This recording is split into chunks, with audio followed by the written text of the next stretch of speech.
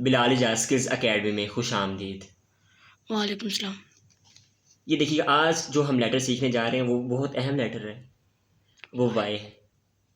Y में we use होता है।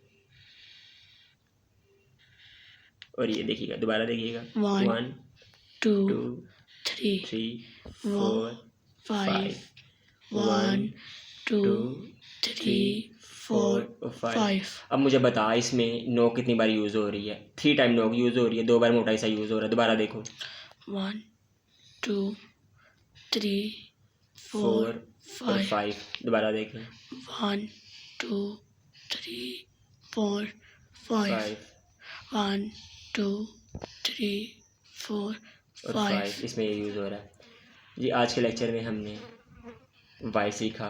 वाई से रिलेटेड जो भी क्वेश्चन हो कमेंट बॉक्स में क्वेश्चन करें। मेरे channel Bilal Ijaz skills academy को सब्सक्राइब करें और मेरी वीडियोस को तमाम सोशल मीडिया पेजेस पे शेयर करें। Thanks for today. अल्लाह हाफिज़।